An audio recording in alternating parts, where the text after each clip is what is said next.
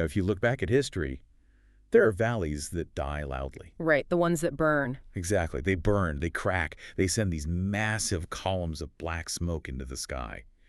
And you see refugees streaming down the dirt roads with, like, handcarts full of salvaged furniture. Crying babies, the whole chaotic scene. Yeah, exactly. But then you have valleys that don't die like that at all. They fade. Which is almost worse, honestly. It really is. It's a completely different kind of apocalypse. First, the birds leave. You don't even notice it at first, just a lack of song in the morning.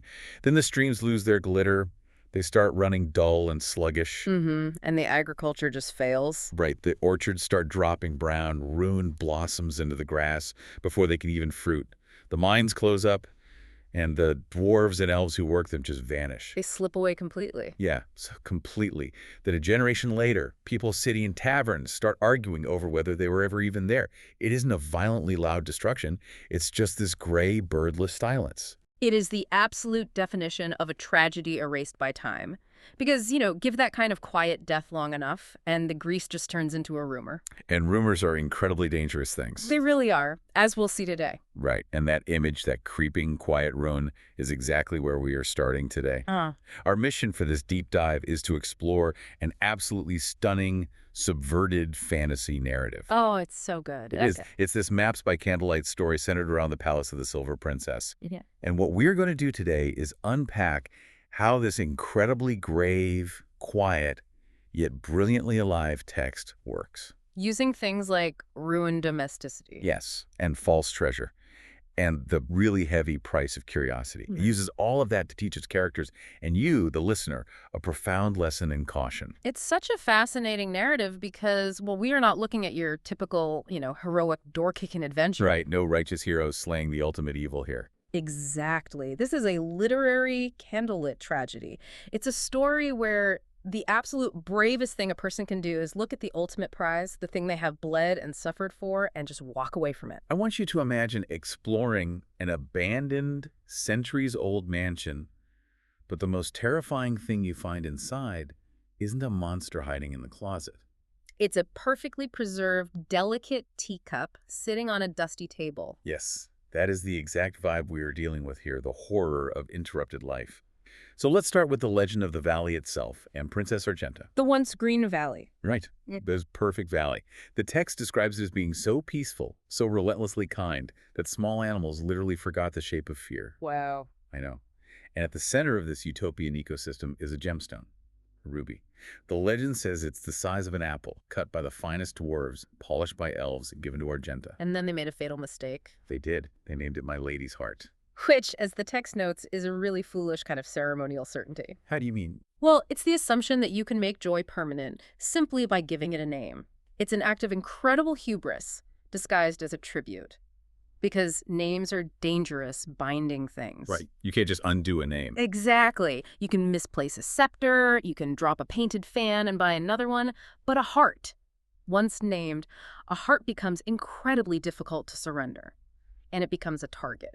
It sets up this expectation of permanence in a world where, nothing is permanent. And then, because old disasters love costumes, there's a masquerade ball. Of course there is. People come from everywhere to this valley. During this ball, a stranger arrives in silver and blue armor. No one knows quite who he is, but he becomes part of the inner circle. And then the shadow falls. Sometime later, someone comes riding through the clouds beneath the wings of a massive red dragon. After that night, the valley falls into that slow ruin we talked about. And the most interesting part, the tales don't even agree on what actually happened. The historical record is just completely shattered. Yeah. Did the stranger steal Argenta? Did he marry her? Did the dragon burn the valley out of malice? Just because dragons do that. What's fascinating here is how the narrative immediately plays with the concept of myth-making. The catastrophe isn't cleanly documented at all. Right, because of the fading. Exactly. As we established, fading is actually a crueler fate than burning. Because a sudden fire leaves a clear villain, you know exactly who to blame when your house is ashes. If it's slow fade. That allows history to warp into irresistible, dangerous myths. The truth is completely obscured, leaving only the hollow shape of a tragedy. And subsequent generations will just fill that shape with their own romantic projections. I love that you bring up the shape of the tragedy because there is one specific detail that gives me absolute chills. It's the detail that our main characters latch onto. Oh, the saddle. Yes, the red dragon was last seen circling the ruined palace with an empty saddle, just loose reins beating against its armored neck.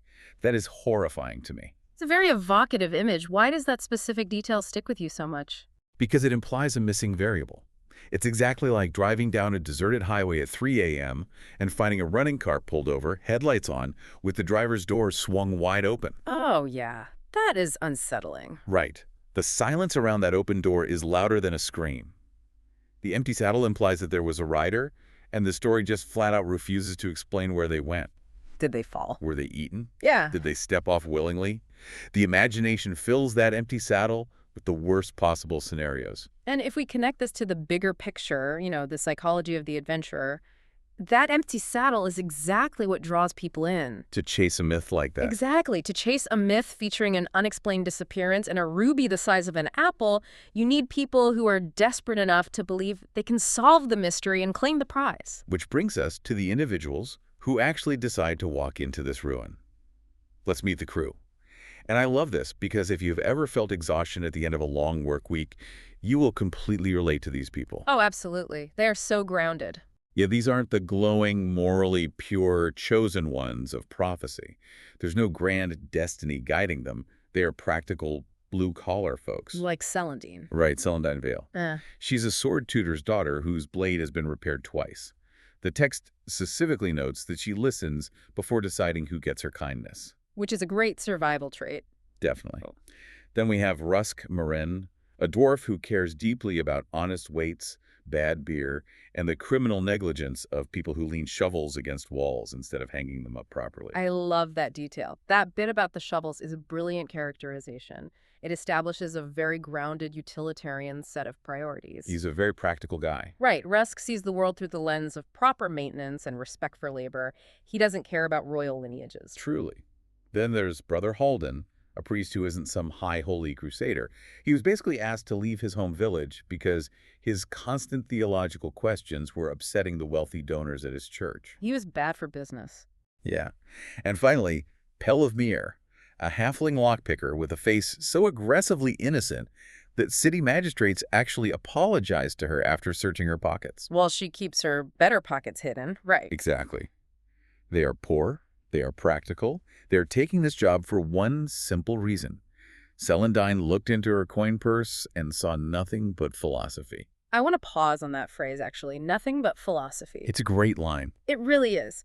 The text grounds the fantasy entirely in grim economic reality. These characters are essentially the gig workers of the medieval world. They're taking on freelance contracts with lethally high hazard pay. They aren't seeking glory at all. Not even a little. As the story notes later, glory is just what people call work after someone else has managed to survive it. They are in this local barony, Galuvia, strictly to find a paycheck. And Galuvia is an absolutely awful place to be broke. Let's talk about the setting they're launching from. Lady Demise's domain? Right.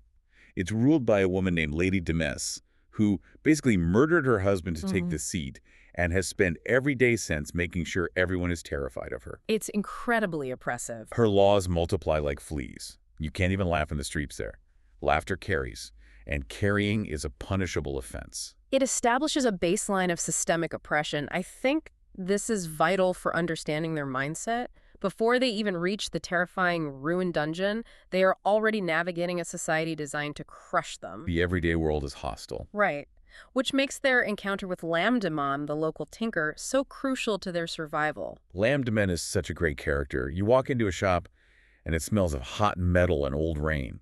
He has these massive red dragon teeth hanging above his repaired kettles. He's very secretive. Very. He knows the trade roads better than the Baroness's guards. And his daughter, Zipporah, keeps the house. She's this incredibly sensible young woman who carries salt in one pocket and dice in another. Because she believes bad luck is not a metaphor. Exactly. It's a physical force you have to ward off. Zipporah giving them salt before they leave is a wonderful, intimate detail. And she tells them it rarely actually works, but it makes bad luck feel noticed. Let's sit with that for a second. Making bad luck feel noticed. What does that even mean in the context of walking into a death trap? Oh, it's a psychological defense mechanism. It's a small, manageable ritual against a massive, invisible dread.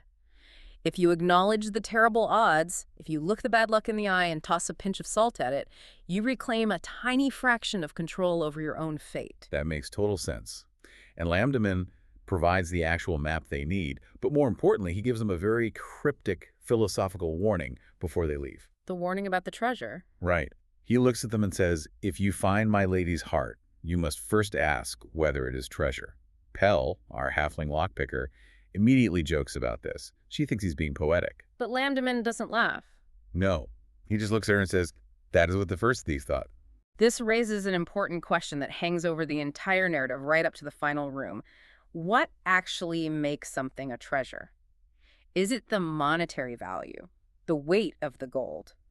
Or is it the meaning assigned to it? It's a heavy question. It really is.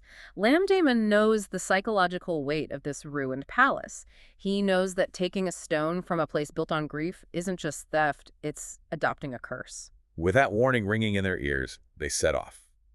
And I want to be clear about this journey. It is oppressive. The landscape actively degrades the closer they get. It's not a pleasant hike. Not at all. They pass through a settlement called Dead Mule, where they notice Lady Demetis' soldiers are camping for suspicious reasons. They push through a place called Ensau, where they hear whispers about a woman named Alea who wields a sword with a ruby blade. Setting up future threats. Exactly. They pass through Thorold, and then the land just gives up. The grass thins out, the soil turns the color of dry ash. They have to keep this sprawling, noxious area called the Misty Swamp to the east. And that's when things start getting weird. Really weird. They start seeing things that break the laws of nature. At one point, Brother Halden spots a rabbit sitting on a stone with 3 heads. And Pell's reaction is absolutely perfect for the tone of the story. Yes. She just looks at the 3-headed rabbit and says, "No." Just no. And the rabbit seems to accept this boundary and leaves. It's that dry restraint we see throughout the text. The absurdity of the magical danger is met with sheer, unamused exhaustion. They don't have the energy to be terrified of every anomaly. But the anomalies get darker, much darker. During Celandine's night watch, the sky is clear, but she sees a shape cross the moon. Something vast. A long serpentine body and a trailing darkness across its back, exactly where a saddle might have been. The dragon. Yeah. She tries to convince herself it was just a strangely shaped cloud. But the text delivers this gut punch. Almost is a useful word. It lets fear sit politely in the corner. That distant silhouette against the moon is a brilliant narrative technique. It tells the reader that the past isn't dead. It's still circling the perimeter. It's an active threat. Exactly. The history of the ruined valley isn't just locked in a basement. It's actively patrolling the sky. It sets the tone perfectly for their arrival at the palace itself. Okay, so let's transition from the haunted landscape to the architecture of the nightmare. They arrive at the Palace of the Silver Princess. And the true tragedy of this place is that it's still incredibly beautiful. It's a gorgeous ruin. You can see white marble veined with gold, rose marble streaked with ash, all of it showing through layers of centuries-old soot. But the lower entrance isn't grand. No, it's very forbidding. It's a massive, 30-foot-wide corridor descending into the roots of the mountain, blocked by these heavily crossed iron portcullises.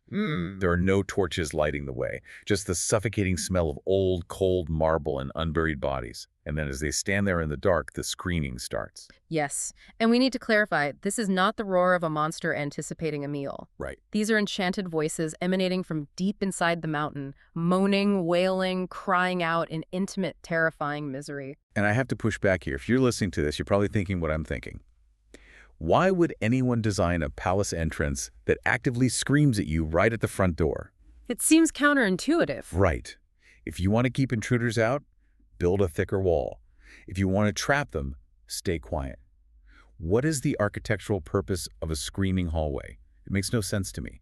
Well, you're thinking about physical security, but you need to think about psychological warfare.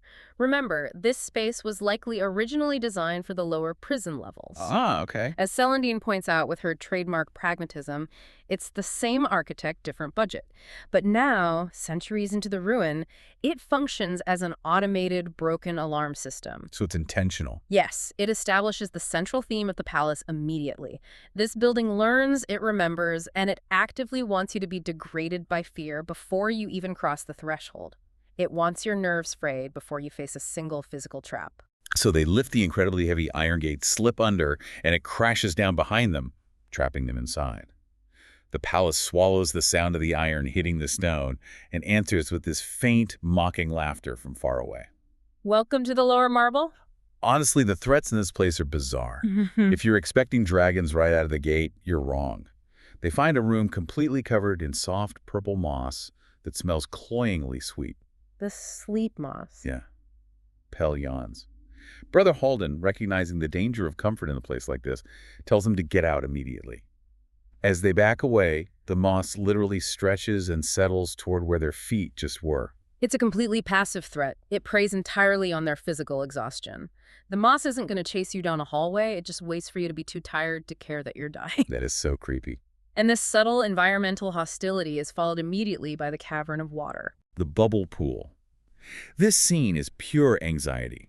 It's a pool of completely clear water, but these nearly transparent gelatinous bubbles start rising from the bottom. They don't pop when they hit the surface. They open. With fleshy membranes inside? Yes, trembling, fleshy membranes.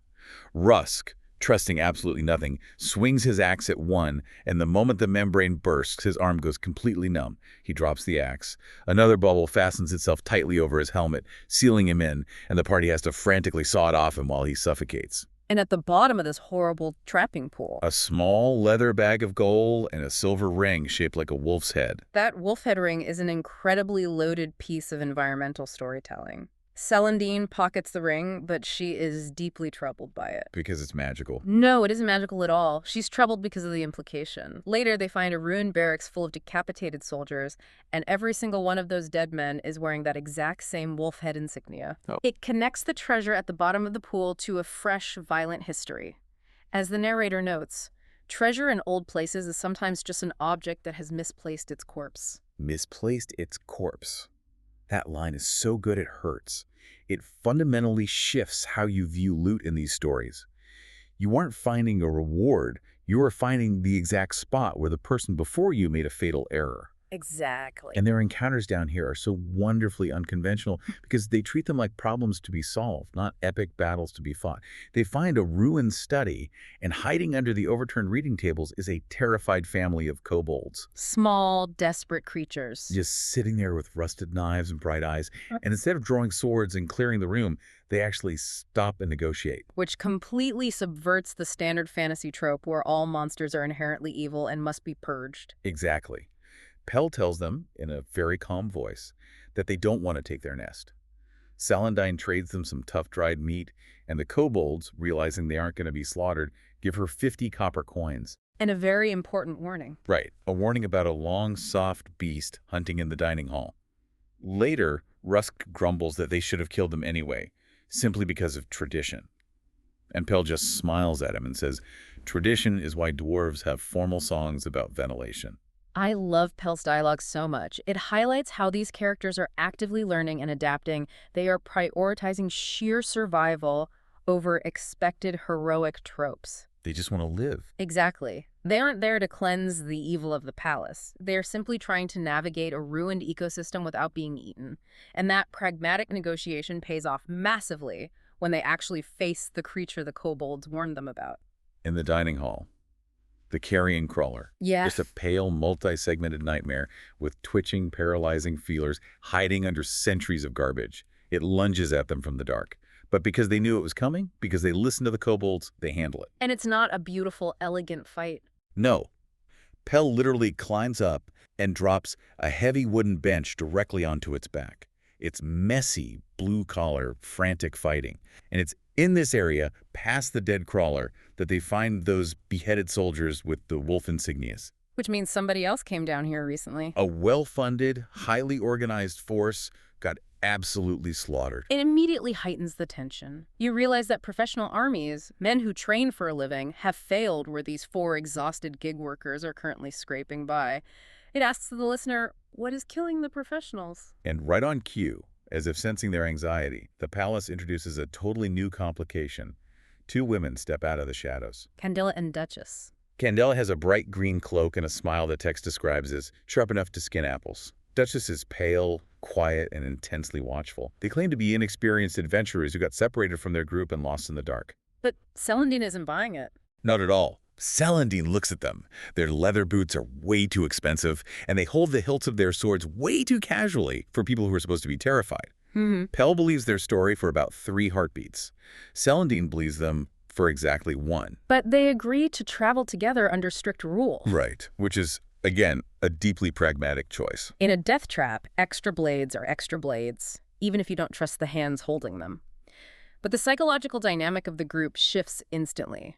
Paranoia sets in. Oh yeah, big time. While they are walking, Duchess quietly slides up to Pell, presses a pouch of dried wolfsbane into her hand and whispers, "This palace collects women with secrets." That is so creepy. It's an incredibly unsettling moment. It's not a comforting alliance at all. It's a mutual hostage situation. Not comforting at all. Yeah. And from here, if the lower levels were about physical degradation and traps, the deeper they go, the upper levels transition into weaponizing nostalgia. The threats shift entirely. They leave behind the beasts. Right, like this poor, starving cave bear cub they find chained to a wall. Pell feeds her last rations to it, but they have to leave it behind because, as Rusk points out, no expedition is improved by acquiring a bear indoors. True. But as the physical threats fade, we get into something much more psychologically disturbing. The horror of domestic ruin. This is a crucial pivot in the narrative. The horror now stems not from torture chambers or spike pits, but from the realization that real, breathing people lived mundane lives here. The text forces you to look at the domesticity. Right. They walk into a bathing room. It's painted a rich, relaxing red with beautiful fading murals of mermaids on the walls. There's a lounging bench, and on it is a velvet cushion that is just flaking away from dry rot. The text takes a moment to point out that finding this bathroom feels infinitely worse than finding an armory full of rusted swords. Why do you think that is? Why does a rotting cushion hit harder than a rusted blade? Because an armory makes absolute sense in a ruined castle. Weapons imply violence, and ruins are the result of violence. But a bath cushion implies that someone sat there in the warmth, maybe reading a book, completely expecting tomorrow to look exactly like today. It implies a normal Tuesday. Exactly. It implies a Tuesday. And the realization that Tuesday never came is deeply unsettling. That is the exact terror of it. It's the abrupt, non-consensual severing of domestic routine. It makes the absence of the inhabitants profoundly personal rather than historical. The palace weaponizes this feeling of interrupted life to make the intruders feel like trespassers rather than explorers. And it weaponizes the idea of luxury, too. They find a second bath chamber, and in the center is a pool of water, clear as honesty. At the bottom of this pool is a glittering massive diamond. A very obvious trap. Right. Rusk, who is now deeply fundamentally suspicious of everything, refuses to reach in. He tosses a broken chair leg into the water. The moment the wood hits the surface, the pool blinks. It blinks. An enormous, patient eye opens right where the diamond appeared to be, and the entire mass of water rises up. It's not water. It's an amoebic creature pretending to be a luxurious bath. The false pool. It uses the visual language of treasure to bait the greed of the intruders. When Brother Holden is asked later why the creature used a diamond as a lure, he says, to answer the question before you ask it. Wow. The palace, or the ecosystem within it, knows exactly what intruders want. It builds its traps out of their specific desires. It's humiliating. It makes you feel stupid for wanting things, just like the room with the silver pendant. Oh, that scene is intense. They walk into a room, and there is a beautiful silver charm resting on a dwarf-height pedestal. Celandine approaches cautiously. The pendant starts to glow with a cold silver light, and then it laughs. A high, ringing, infectious laugh. And the sound hits them like invisible wine. Pell starts laughing uncontrollably. Then Candela drops to her knees, howling. Then Holden.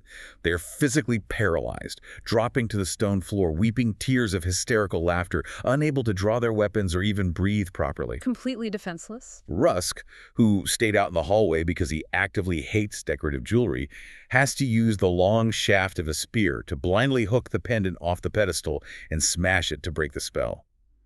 Pell is gasping for air from the floor, clutching her ribs, and she whispers, "I have been mocked by silver." The humiliation is the point here. The palace uses the idea of treasure to punish them. The diamond was a lethal lure for a monster, yes, but the silver pendant is designed to strip them of their bodily autonomy and their dignity. It reduces them to nothing. It reduces seasoned survivors to giggling, helpless heaps on the floor. It's an incredibly sophisticated form of psychological defense. The architecture is literally teaching them that wanting beautiful things here makes you incredibly vulnerable. They're definitely learning. Next, they unlock a door and find a room completely covered in intricate mosaics. It's basically the history of the valley laid out in pictures.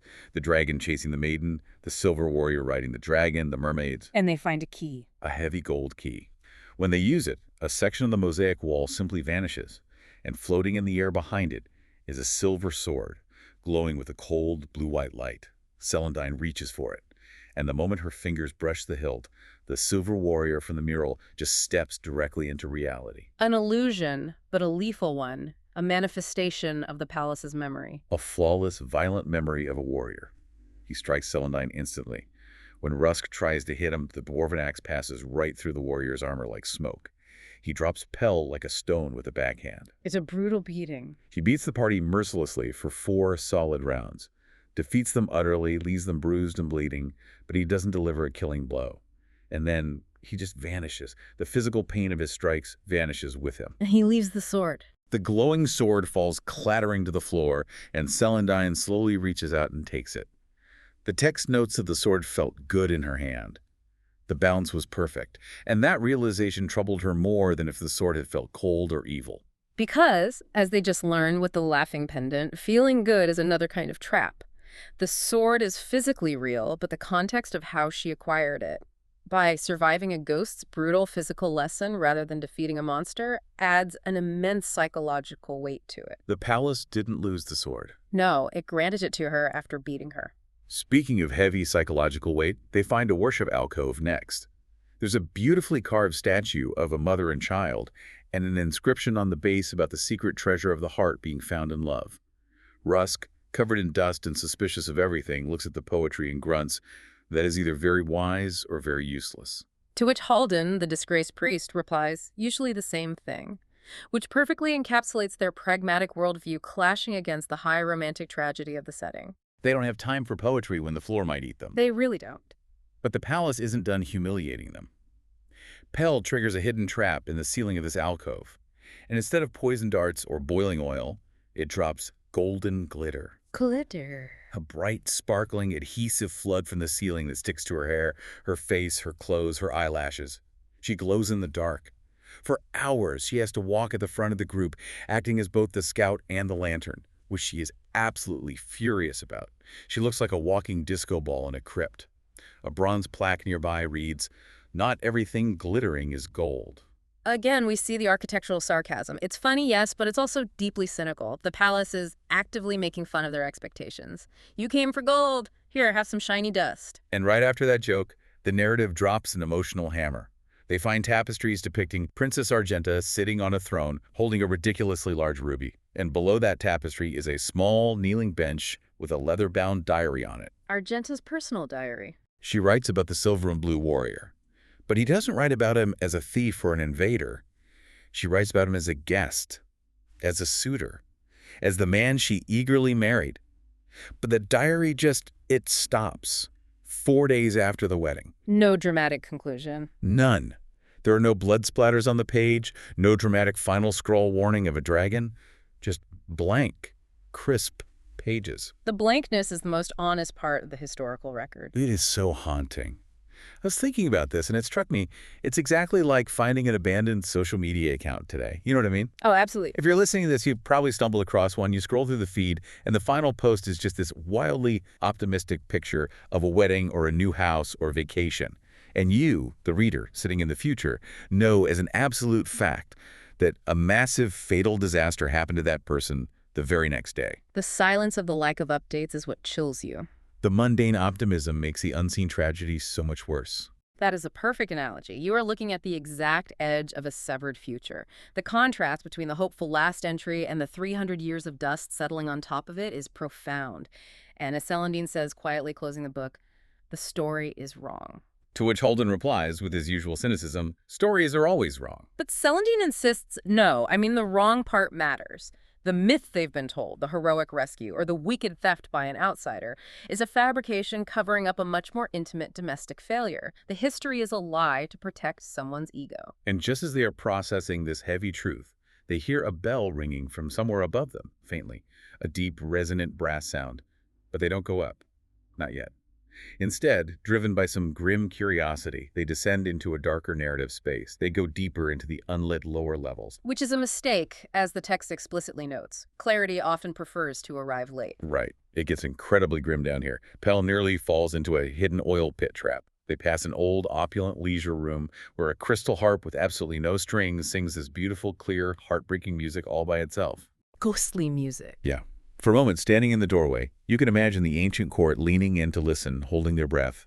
And then the final note fades, and it's just silence and dust again. The contrast between that beautiful ethereal music and what they find in the very next room is jarring. Because the smell leads them forward before the light does. Yeah, the thick, awful, coppery certainty of bodies. They open a heavy wooden door and find mounds of them. Stripped bodies. Adventurers, soldiers, thieves, people who followed the rumors of the empty saddle and the apple-sized ruby, and met something down here that didn't like company. It's a slaughterhouse. Halden covers his mouth with his sleeve. Candela stops smiling, her sharp smile.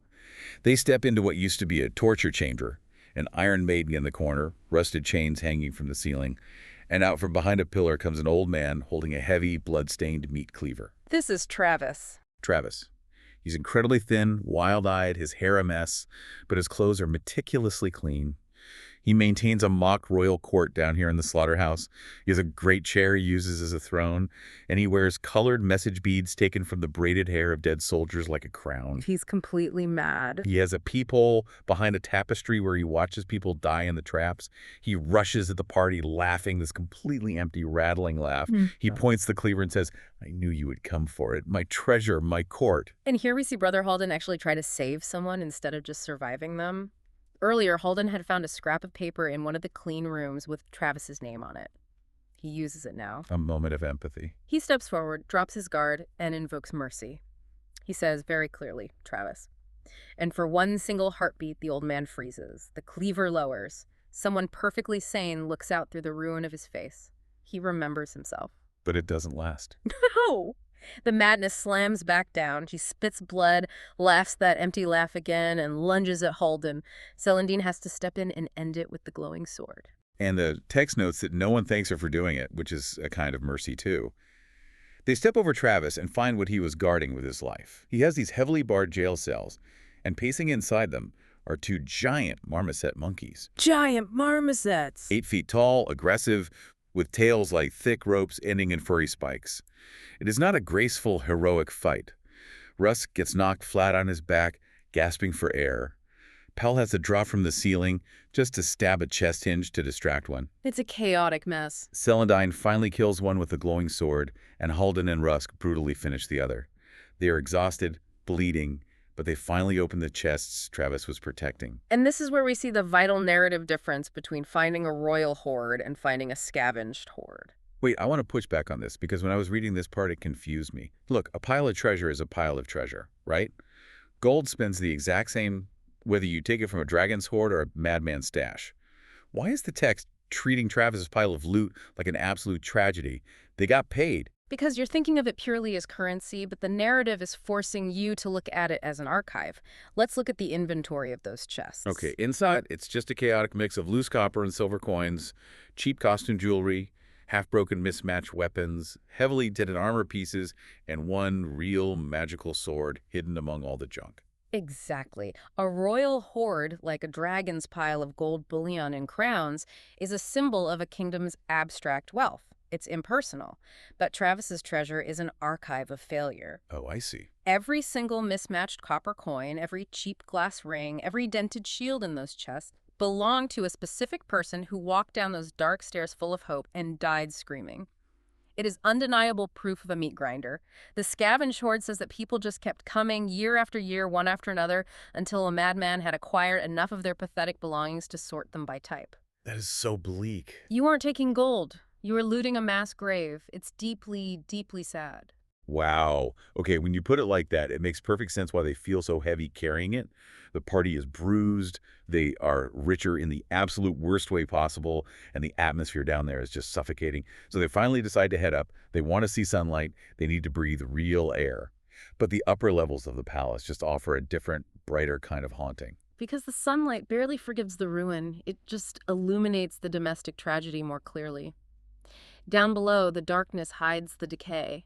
Up top, the sun highlights every speck of dust on the velvet. They come up the stairs and find a watchtower, where three phantom swords are just endlessly, silently fighting in the air, recreating some ancient duel.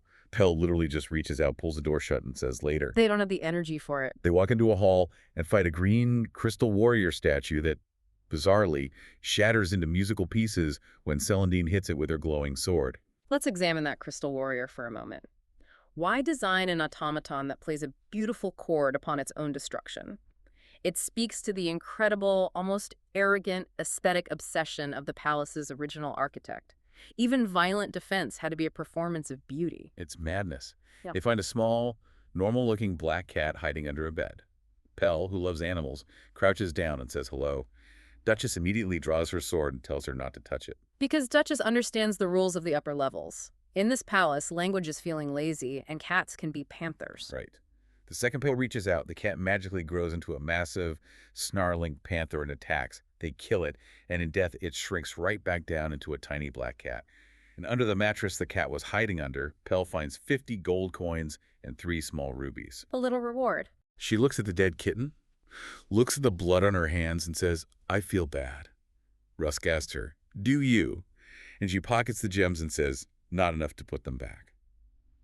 I love her character so much. She is the embodiment of practical survival.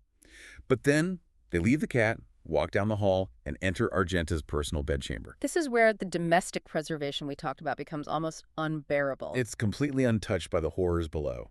The roof is intact. There is a grand canopy bed draped in red velvet, tall mirrors veined with silver that still reflect perfectly, a gold enameled makeup palette sitting open on a vanity. A snapshot of her life. Celandine stands in the doorway and just imagines Argenta sitting there before the fateful masquerade ball, letting her servants pin her hair up, smiling at a ruby given to her by people who love her, completely unaware of the dragon, the stranger, and the fire that was coming. The room is so painfully human that even Pell, our dedicated thief, doesn't steal anything for a full minute. She just stares. It forces the characters and the reader to confront the humanity of the myth.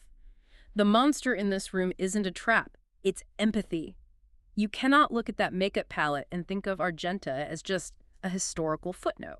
In the private sitting room next door, there's a portrait of Argenta holding a ruby that is impossibly large. And resting on a small table is a teacup. Pell lifts it, and the moment it leaves the saucer, it sings.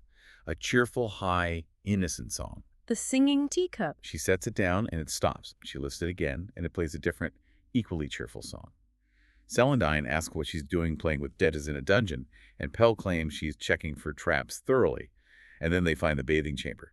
Rusk actually figures out the ancient magic plumbing. Which is amazing. He turns a red gem and hot water pours out. A yellow gem for cold, a blue gem to drain. After all the horrors, the carrion crawler Travis, the phantom swords, the most wondrous, staggering magic they find in the entire palace is working plumbing. Which is brilliant juxtaposition by the narrative. Because right after they lower their guard to admire the hot water, an Ubu walks in. Right, and if you don't know what an Ubu is, picture a monster with 3 heads, 3 arms, and 3 legs. It lumbers into the bathroom, sniffs the air, sees them, and genuinely looks upset that there are armed strangers standing in its shower. It's just trying to use the bathroom. A chaotic fight breaks out, and they end up crashing through the bath into an adjoining room where the Ubus have set up a den. They have a stew pot bubbling over a fire, washing tubs full of clothes, and a gallery of stolen portraits leaning against the wall. But here's the absolutely crucial detail. While dodging a club, Celandine notices a portrait of the red dragon. It has been deliberately, violently slashed across the face. Yes. Amidst the chaos of a fight for her life, she sees it. Someone hated the dragon specifically.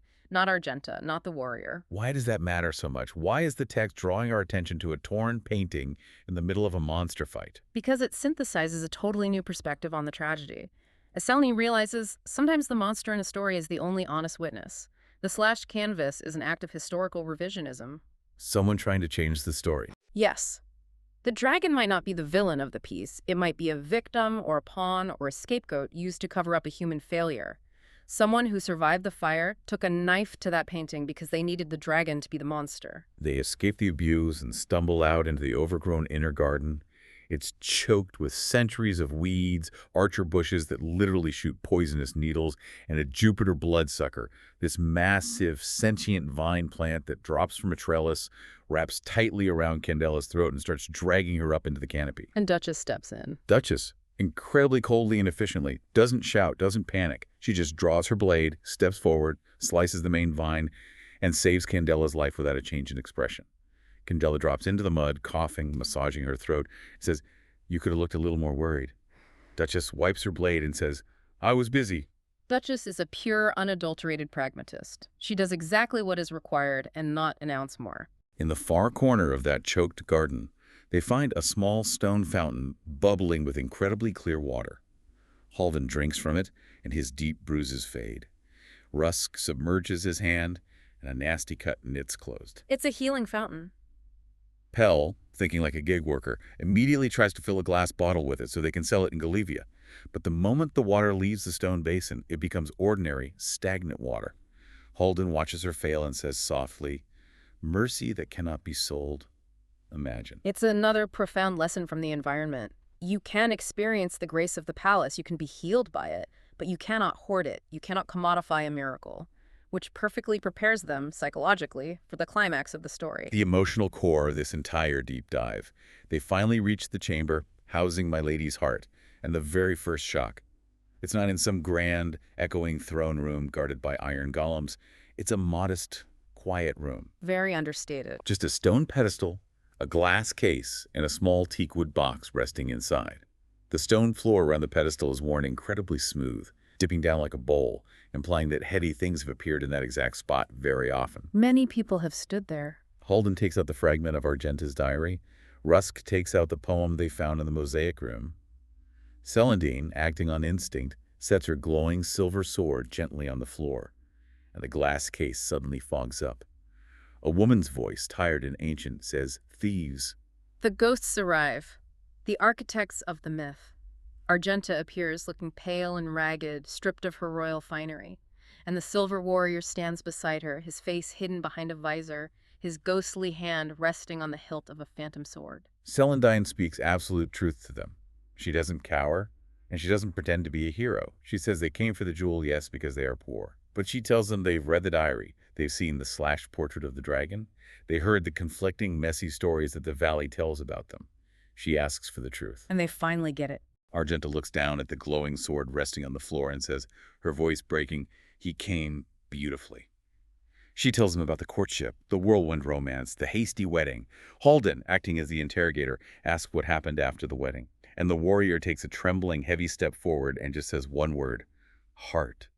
Argenta whispers, "You promised." And then the room shows the adventurers the memory, not an illusion, but the psychic echo of the catastrophe. They see the grand masquerade ball, the stranger arriving, the sudden wedding. The real story. Yes, and then they see the quarrel over the ruby case. The warrior's hand gripping the gem, pulling it toward himself, Argenta's hand slamming down over his, trying to stop him, a magical spell breaking, the resulting fire that consumed the room, and then the red dragon flying away into the storm with an empty saddle on its back. They didn't just lose a kingdom, they are chained to this jewel for eternity because of a moment of greed. Celandine picks up the glowing silver sword from the floor and holds it out, offering it to the ghostly warrior. "Is this yours?" she asks. He doesn't take it. No. He physically can't. Argenta touches the glowing blade with a translucent finger and says, he wanted to be remembered as a hero. Celandine looks the warrior dead in the visor and asks him, "Were you?" The helm slowly turns to her, and there is absolutely no answer.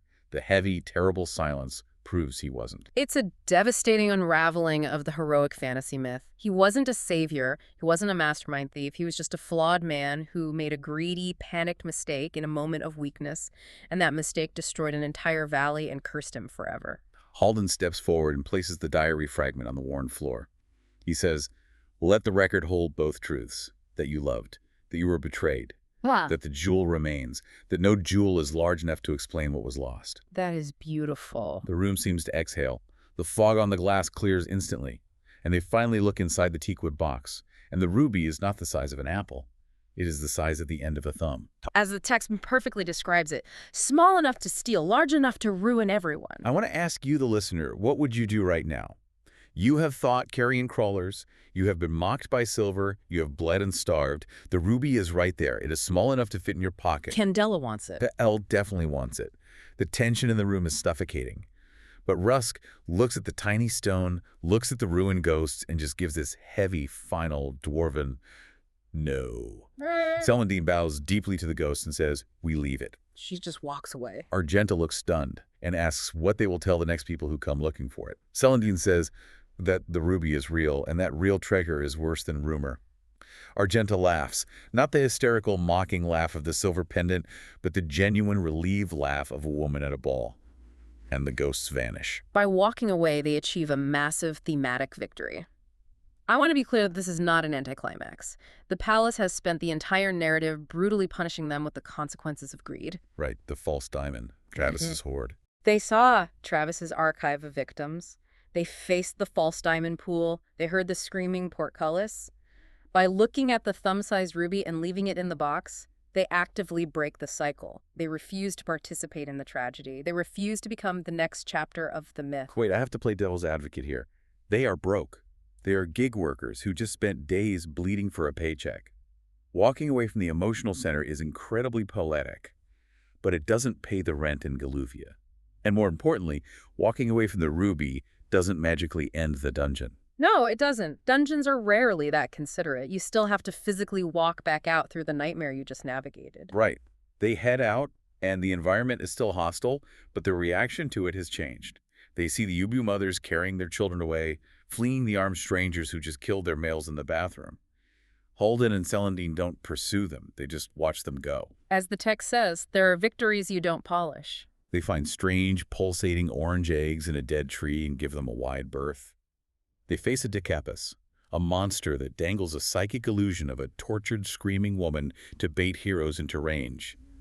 Celandine looks at the woman and flatly refuses to run in to save her. She says, if she is real, then the monster has chosen his bait well.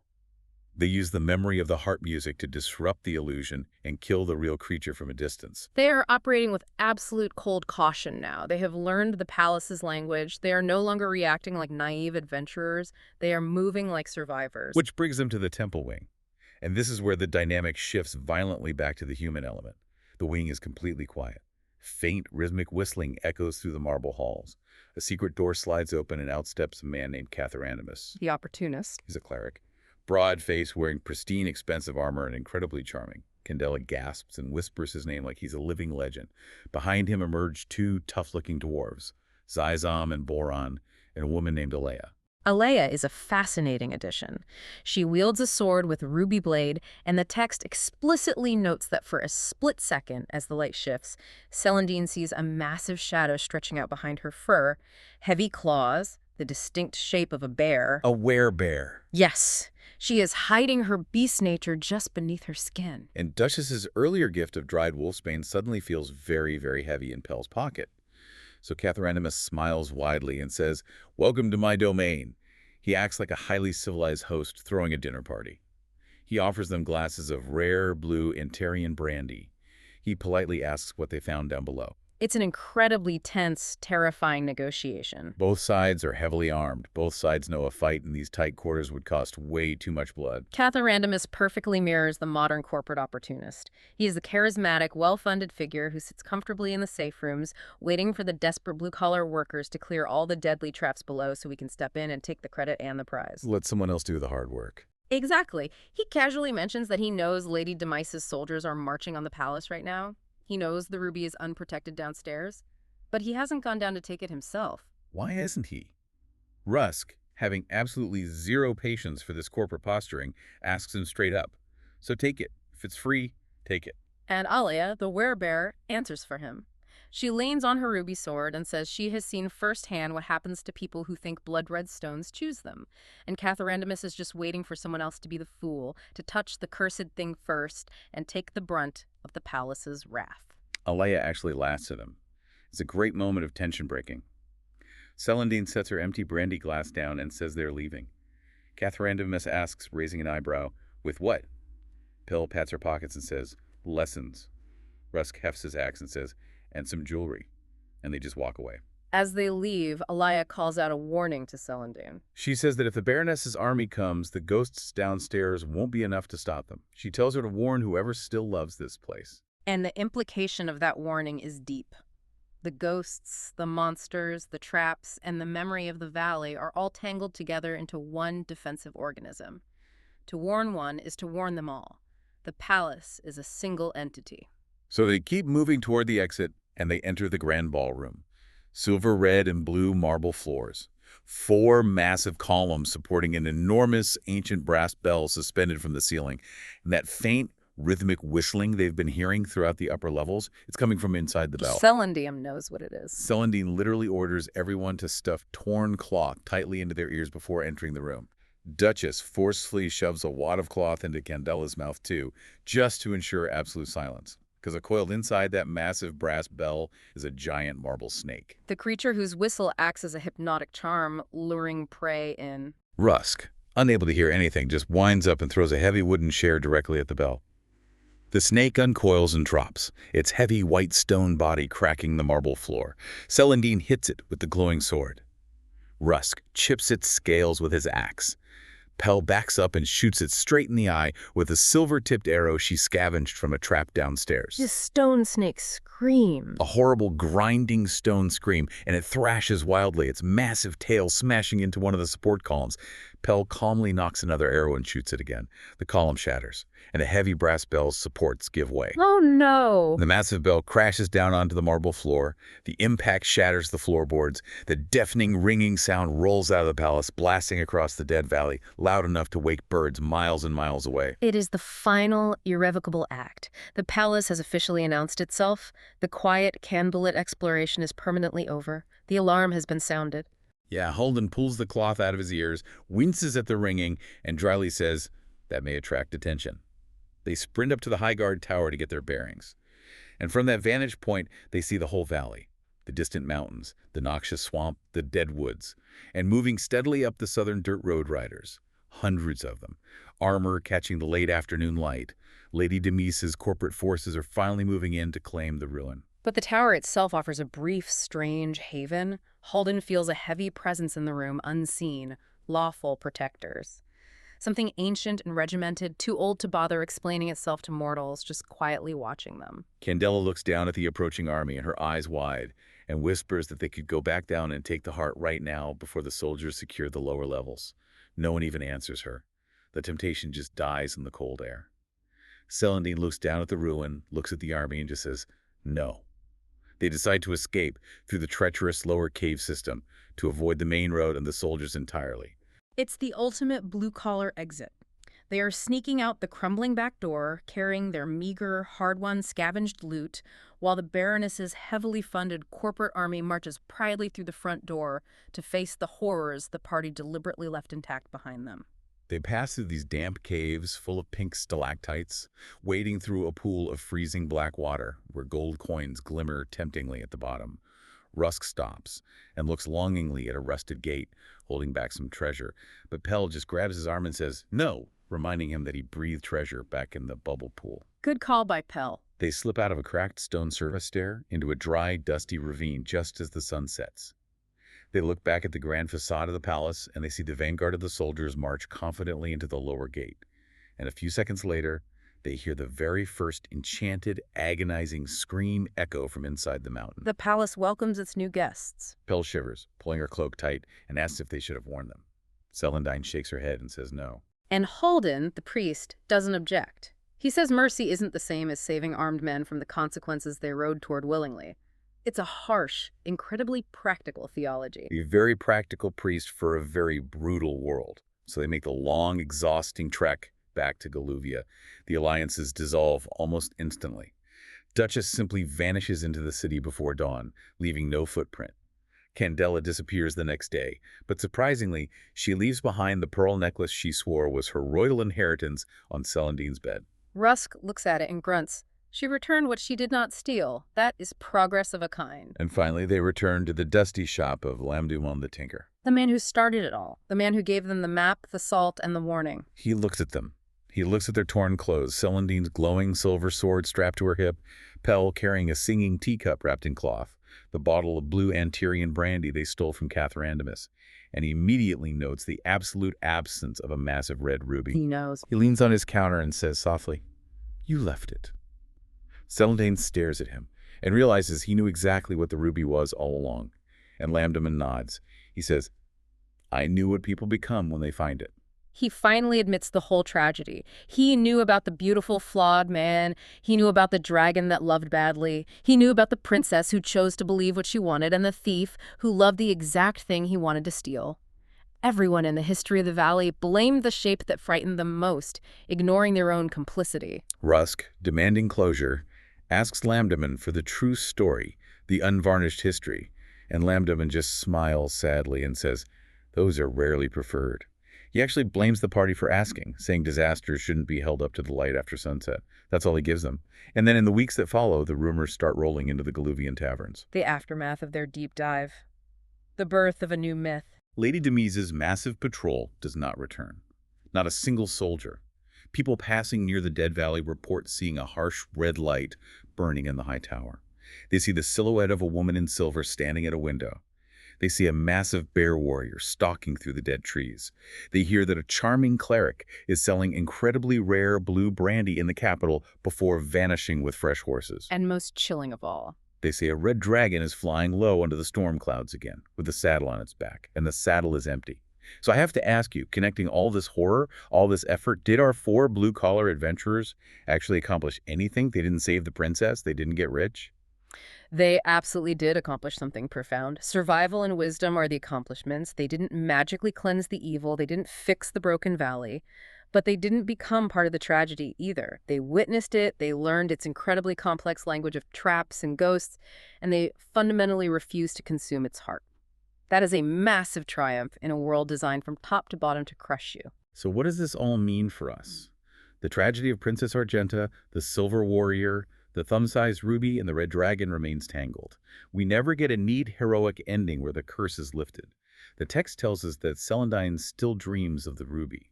In her dreams, it's never apple-sized. It's just a small, perfect, heavy red point in the dark. And in the dream, the ghost of Argenta always turns to her and asks, "What will you tell them?" Celandine always wakes up wondering if the ghost means the next wave of greedy adventurers or the children of Galuvia who are currently turning the Baroness's disaster into a brand new legend. The enduring legacy of the palace is simply that it persists. It remains a standing monument to the absolute failure of greed. It waits for the next person who thinks they are the exception to the rule. Which is terrifying but also beautiful in its own way. So we circle back to where we started, that quiet, dead valley. A ruined palace full of singing teacups, armed ghosts, laughing silver, and dark stairways going down into the earth. And we leave you with the exact warning Celandine gives to anyone in the tavern who will listen to our story. If you go there for treasure, you may find it. That is the warning.